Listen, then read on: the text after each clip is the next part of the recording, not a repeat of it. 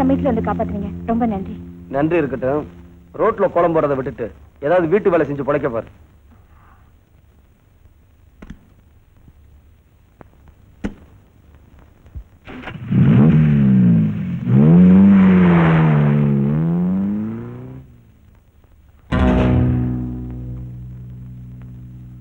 ஐயோ, பர்ஸை விட்டுட்டு போயிட்டாரே. நல்ல வேலை, அட்ரஸ் இருக்கு. வணக்கம்மா. யார் நீ? என்ன வேணும்? யார பாக்கணும்? இத பாரு, நேக்கு அடுப்படியில நிறைய வேலை இருக்கு. சொல்ல வேண்டியது சட்டுன்னு சொல்லிட்டு பட்டுன்னு வெளியில போயிடு. சமையல் கட்டு. என்னடி என்ன சமையல் கட்டுன்னு என்னமோ இழுக்கறியே? சமையல்லாம் நோக்கு அவ்வளவு கேவலமா போயிடுத்த. சரி சரி, யார் வேணும்? இந்த வீட்டு சார் வேணும். இந்த வீட்டு சாரா? அவர் என்னத்துக்காக நீ பாக்கணும்? முக்கியமான விஷயம்.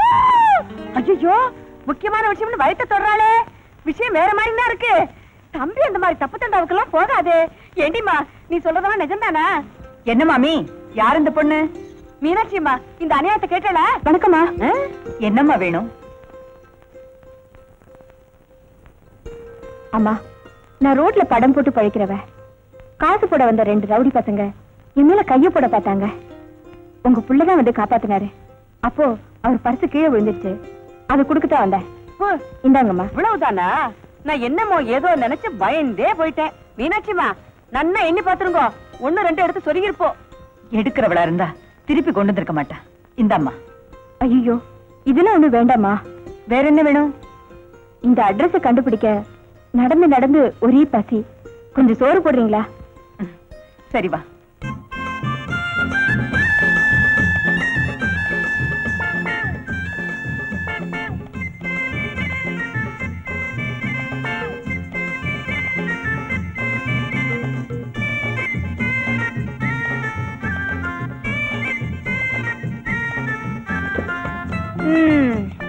இன்னைக்கு நல்ல நேரத்திலேயே ஒரு கெட்ட நேரம். மாமே சமையல சாப்பிட வேண்டியிருக்கு. என்னது? இந்த சாப்பாட்டுக்கு கொஞ்சோடு கருவாட்டு குழம்பு மட்டும் இருந்திருந்தா அடாடாடாடா சாப்பாடு என்னமா இறங்கிருக்கும். எந்திரடி. ஏடி, ஐயோ பாவம், கன்னி பொண்ணாச்சே, வெறும் வயிறா போக கூடாதுன்னு சாப்பாடு போட்டா தானம் கொடுத்தா மாட்டே. பல்ல பிடிச்சு பாக்குற மாதிரி கருவாட்டு குழம்பு கேட்கிற. கருவாட்டு குழம்பு எந்திரடி. எந்திரி மாமி, விட்டுருங்க மாமி, அந்த பொண்ணு சாப்பிடட்டும். உன் பேர் என்னம்மா? ருக்கு. உன்னோட அப்பா அம்மா எல்லாம் எங்க இருக்காங்க?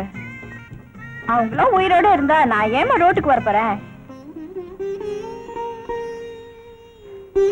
ஏமா, நீ இங்கே இருந்து வேலை பாக்குறியா? ஓ, என்னது இவனா இங்கே இருக்க போறாளா? தினம் கருவாட்டு குழம்பு என்ன என்ன பண்ணி போட சொல்லுவ?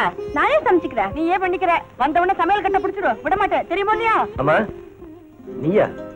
நீ எப்படி இங்க வந்த? நீ வீரமா சண்டை போட்டு பரிசை தொலைச்சிட்டு வந்துட்ட. பர்ஸா? இந்த பொண்ணு தான் கொண்டு வந்து கொடுத்தா. பணம் கொடுக்க போறியா? அவ வாங்க மாட்டா. பாவம் அனாதை. நம்ம வீட்லயே வேலை பார்க்க சொல்லிட்டேன். உங்களுக்கு பிடிச்சதுனா எனக்கும் பிடிச்சதாமா. நான் என்னைக்கு உங்க வார்த்தையை மீறி இருக்கேன்? அப்புறம் என்னடி, ஆர்டர் ஆயிடுத்து, உட்காந்து மிச்சத்தையும் கொட்டிக்கோ. தம்பி நிஜமா தான் பரிசை தவற விட்டுதோ இல்ல வேணும்னே தவற விட்டுதோ? 6 கண்ட inspector, thank God you come. நானே உங்களுக்கு போன் பண்ணனும்ன்றது சார். ஷீலாவை யாரோ கொலை பண்ணிருக்காங்க. பேர் என்ன? என் பேர் அப்பு சார். நான் வரும்போது ஷீலா நோ சார். என்னைய சார் பண்றீங்க சார்? என்ன இந்த கொலைக்கு என்ன சம்பந்தம் இல்ல. Please believe me.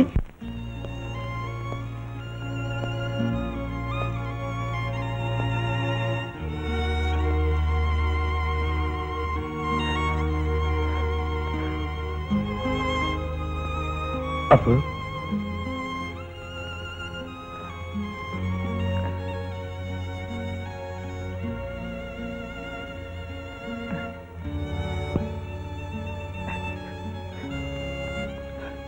Appu,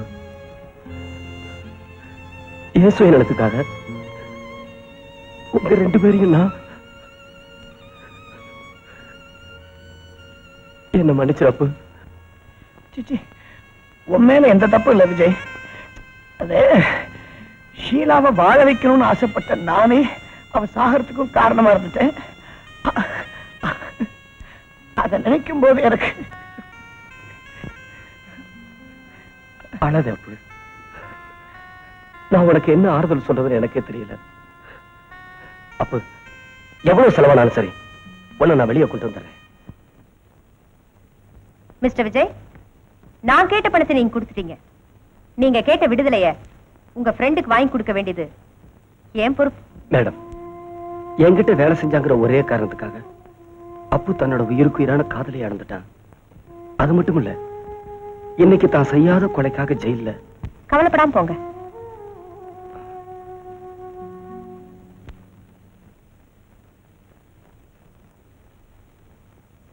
your honour, ஷீலாவின் வீட்டில் இருந்த பொருள்களிலும் கொலை செய்ய பயன்படுத்திய கத்தியிலும் அப்புவின் கைரேகைகள் இருந்திருக்கின்றன. வீட்டில் தனியாக இருந்த ஷீலாவை அப்பு பலவந்தமாக கற்பழிக்க முயன்றிருக்கிறார். அது முடியாமல் போனதாலும், ஷீலா போலீசுக்கு போன் செய்ததால் ஆத்திரம் அடைந்ததாலும் ஷீலாவை அப்பு கொலை செய்திருக்கிறார். இது நிபுணர்களின் சாட்சியத்தின் மூலமும் அப்புவை கைது செய்த இன்ஸ்பெக்டரின் சாட்சியத்தின் மூலமும் உறுதியாகிறது. எனவே குற்றவாளிக்கு தகுந்த தண்டனை வழங்கும்படி கனம் கோத்தார் அவர்களை கேட்டுக்கொள்கிறேன். எதிர்த்தரப்பு வக்கீல் தனது குறுக்கு விசாரணையை தொடங்கலாம். யுவர் ஆனர், எனது கட்சிக்காரர் அப்பு இந்த கொலையை செய்தார் என்பது மிகவும் கற்பனையான குற்றச்சாட்டு. அப்புவும் ஷீலாவும் காதலர்கள். வழக்கம் போல் அப்பு ஷீலாவை சந்திக்க வீட்டிற்கு சென்றிருக்கிறார். இதை பயன்படுத்திக் கொண்ட கொலைகாரன் தான் செய்த கொலையை அப்பு செய்ததாக நம்ப வைத்திருக்கிறான். வீட்டில் உள்ள எல்லா பொருள்களிலும் அப்புவின் கைரேகை இருக்கிறது. கொலை செய்ய பயன்படுத்தப்பட்ட கத்தியிலும் அப்புவின் கைரேகை இருந்திருக்கிறது. ஆனால் அறுத்து வீசப்பட்ட டெலிபோனில் இவருடைய கைரேகை இல்லை. கொலைகாரன் கையுறை மாட்டிக்கொண்டுதான் கொலையும் செய்திருக்கிறான், போனையும் அறுத்திருக்கிறான். அதனால்தான் அவனுடைய கைரேகை அந்த வீட்டில் எந்த இடத்திலும் இல்லை. அங்கு சென்று பார்த்த அப்பு ஷீலாவை காப்பாற்றும் முயற்சியில் போலீஸ்க்கு தகவல் கொடுப்பதற்காக டெலிபோனை பார்த்திருக்கிறார். ஆனால் ஏற்கனவே அது துண்டிக்கப்பட்டிருந்ததால் அதை இவர் தொடவே இல்லை. அதனால்தான் இவருடைய கைரேகை டெலிபோனில் மட்டும் இல்லை. யுவர் ஆனர், ஷீலாவின் கை நகை இடுக்குகளில் ரத்தத்துடன் கூடிய சதை துணுக்குகள் இருந்ததாகவும் அந்த ரத்தம் பி குரூப் எனவும் ரிப்போர்ட்டில் கூறப்பட்டிருக்கிறது. அதாவது கொலைகாரன் கொலை செய்ய முயற்சித்த போது தன்னை அவனிடமிருந்து காப்பாற்றிக் கொள்ள ஷீலா தன் கை நகங்களால் அவனை கீறி இருக்கிறாள். அப்படி அப்புத்தான் இந்த கொலையை செய்தார் என்பது உண்மையானால் அவர் உடம்பில் நகக்கீறல்களால் ஏற்பட்ட காயங்கள் இருந்திருக்க வேண்டும். ஆனால் அப்படி எந்த காயங்களும் இல்லை என்று டாக்டரின் ரிப்போர்ட் கூறுகிறது. அது மட்டுமல்ல, ஷீலாவின் விரல்களில் ஒட்டியிருந்த ரத்தம் பி குரூப்பை சேர்ந்தது. எனது கட்சிக்காரர் அப்புவின் ரத்தம் ஏ குரூப்பை சேர்ந்தது. அதற்கான ஆதாரத்தை கனம் கோட்டாரின் முன் சமர்ப்பிக்கிறேன்.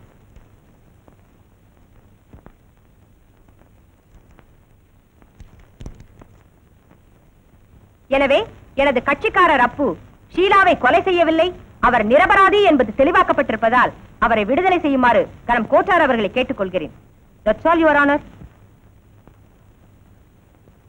திருமதி கல்பனாவின் வாதம் இந்த கொலையை மிஸ்டர் அப்பு செய்யவில்லை என்பதை தெளிவுபடுத்தி இருப்பதால் அப்புவை விடுதலை செய்து தீர்ப்பு வழங்குகிறேன். மேலும் இந்த வழக்கில் உண்மை குற்றவாளியை கண்டுபிடிக்குமாறு காவல்துறையை கேட்டுக்கொண்டு இந்த வழக்கை தள்ளுபடி செய்கிறேன். ஒரு கொலையை பண்ணி பார்த்தா தான் தெரியும் தோறாது எவ்வளவு கஷ்டம்னு. நம்ம தொழிலுக்கு துரோகம் பண்ணவளை கொலை பண்ணி அந்த பழி அவன் காதலன் மேல போட்டு உள்ள தள்ளனா உங்க பொண்டாட்டி ரொம்ப லேசா வெளியே கொண்டாந்துட்டாங்க. என்ன அர்த்தம் தோற? அதுக்கு என்னையா செய்ய சொல்ற? இந்த காலத்து ஆம்பளைங்க பொண்டாட்டிய வீட்டுல தான் பேச விடுவாங்க. ஆனா நீங்க கோர்ட்ல பேச. நீங்க ஒரு வார்த்தை சொல்லி அவங்கள ஆஜராகாம தடுத்திருக்கலாம். என்ன சொல்லி தடுத்திருக்கலாங்கிற? நாம தான் அந்த கொலையை செஞ்சோம்னா குழந்தை பிசினஸ்ல நீ என்னுடைய சைலண்ட் பார்ட்னர்ங்கிறது அவளுக்கு தெரியாது. அதனாலதான் நான் இருக்கிறது வீடா இருக்கு, அவ என் மனைவியா இருக்கா. நம்ம கதை மட்டும் அவளுக்கு தெரிஞ்சது வீடு கோர்ட்டாயிடும், அவ வக்கீல் ஆயிடுவா. அதனால விஜய் விஷயத்துல நீ இனிமே தலையிடாத, நான் கவனிச்சுக்கிறேன். அம்மா, எல்லாரும் தீபாவளிக்கு பட்டாசு வெடிக்கிறாங்க. எனக்கு மட்டும் ஏமா ஒண்ணுமே வாங்கி தரல?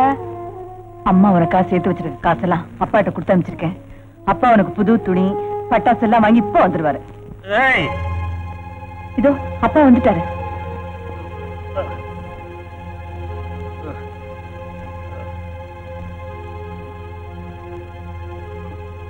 என்னங்க வெறும் கையோட வந்து நிக்கிறீங்க? ஏண்டி உனக்கு கண்ணு தெரியல? வெறும் கையோட வந்திருக்கிறேனா? கையில கெடாம இருக்கிறது. குழந்தைக்காவது புது துணி பட்டாசு வாங்கிட்டு வாங்கன்னு தானே காசு கொடுத்து அனுப்புனேன். நல்ல நாள் அதுமா இப்படி வந்து நிக்கிறீங்களே. நல்ல நாளா? எதிரி நல்ல நாள்? உங்க அப்பன் சொத்தை எல்லாம் எழுதி வைப்பான்னு நினைச்சு ஏமாந்து என் எதிர்காலத்தையே நாசமாக்கிட்டு நிக்கிறேன்னு அப்புறம் என்ன நல்ல நாள். நமக்கு இருக்கிறது ஒரே புள்ள. மத்த பிள்ளைங்களை போல அந்த பிள்ளைக்கு துணி எடுத்து கொடுக்க முடியலையேன்னு பெத்த வயிறு பத்தி எரிஞ்சு போய் நிக்கிறேன். உனக்கு மட்டுமாடி வயிறு எரியுது? இத குடிச்சதுனால எனக்கும் வயிறு எரியுது. இதெல்லாம் நீங்க பேசலைங்க. இந்த பாழா போன குடிதான் உங்களை அப்படி பேச வைக்குது. ஒன்னாலதான் எனக்கு நிம்மதி இல்ல. நானா தேடிக்கிட்ட நிம்மதியை கெடுத்துட்டேடி. இன்னொரு தடவை எங்க அம்மா அடிச்சீங்கன்னா அப்பாவை கூட தாக்க மாட்டேன். என்ன சொன்ன? தாங்க மாட்டேன். ஏற்கனவே பட்டி கிடந்து தவண்டு பட்டி நீ கிடந்தாத்தான் இவன் திமிரு அடங்கும். எனக்கு அவனை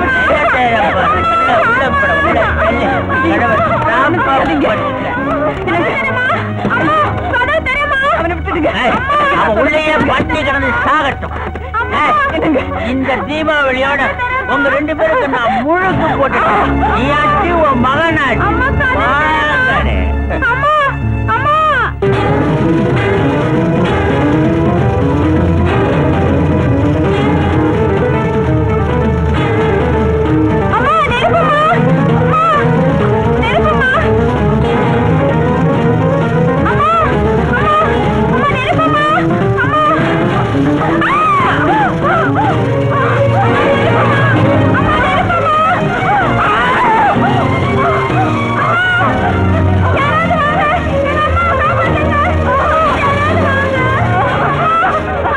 கடவுள் தூண்ல இருப்பாரு, துரும்புனி இருப்பாருன்னு சொல்லுவாங்க. என்னை பொறுத்த வரைக்கும் பக்கத்து வீட்டுல தான் இருந்தாங்க. அம்மா அம்மாங்கிற என்னோட சத்தத்தை கேட்டு ஓடி வந்த பக்கத்து வீட்டுக்காரங்க தான் அவங்கள ஹாஸ்பிட்டல்ல சேர்த்தாங்க. ஆனா இங்க எங்க அம்மாவோட உயிரை மட்டும்தான் காப்பாத்தினாங்க. அவங்க நடக்க முடியாதுன்னு சொல்லிட்டாங்க. எங்க அம்மாவை நடக்க வைங்க டாக்டர், எப்படியாவது நடக்க வைங்க டாக்டர்னு கத்துடு, கெஞ்சுடு, கதறுடு. ஆனா என் கையில ஒண்ணுமில்ல. எல்லாத்துக்கும் மேல ஒருத்தன் இருக்காடு கைய பிரிச்சுட்டாங்க. யாருக்குமே எந்த துரோகம் பண்ணாத எங்க அம்மாவை இப்படி பண்ணிட்டேன்னு அந்த மேல இருக்கிறவன்ட்ட கேட்கறதுக்காக எங்க அம்மாவை அழைச்சிட்டு கோயிலுக்கு போயிருந்தேன்.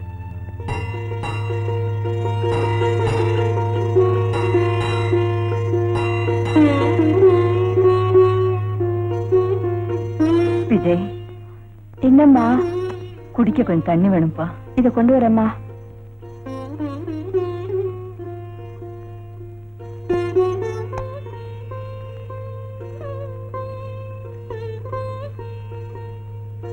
அம்மா அம்மா, என்னப்பா? கொஞ்சம் தண்ணி கொடுங்கம்மா. இரு தரேன்.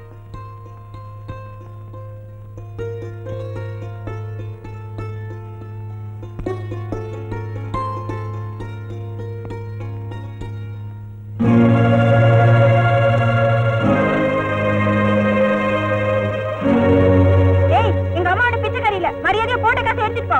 போடா. எங்க அம்மா பிச்சைக்காரி இல்ல, எங்க அம்மா பிச்சைக்காரி இல்ல.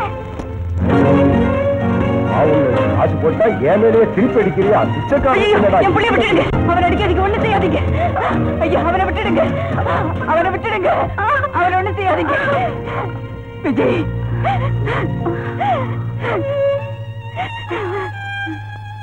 அம்மா, அடி பலமா பட்டுச்சா? என் கண்ணு முன்னால போட்டு அடிக்கிறாங்களே, அத கூட என்னால தடுக்க முடியலையே. உன்னை வளர்த்து எப்படி ஆளாக்க போறேனோ. நீ கவலைப்படாதம்மா. நான் கஷ்டப்பட்டு உழைச்சு வேலை செஞ்சு உன்னை ராணி மாதிரி வச்சு காப்பாத்துவேம்மா. அந்த சின்ன வயசுல நடக்க முடியாத எங்க அம்மாவை காப்பாத்துறதுக்காக நாயை விட கேவலம் அலைஞ்சிருக்கேன். நானும் எங்க அம்மாவும் எத்தனை நாள் பட்டினி கிடந்திருப்பேன் தெரியுமா? ஒருவேளை சொத்துக்காக சாக்கடையில இறங்கி வேலை செஞ்சிருக்கேன். ஊரா அலைஞ்சு மாடா உழைச்ச எனக்கு இந்த உலகம் மனுஷங்கிற அந்தஸ்தை கொடுக்கவே இல்லை. கடைசியா பம்பாய்க்கு போனேன், கை நிறைய சம்பாதிச்சேன், என்னென்னமோ தொழில் பண்ண. எங்க அம்மா நிம்மதியா வாழணுங்கிறதுக்காக எங்க அழைச்சிட்டு வந்தேன். உங்க அப்பாவை நீங்க பார்த்தது உடனே அம்மா கிட்ட சொல்லிட்டு வந்துடுறேன்.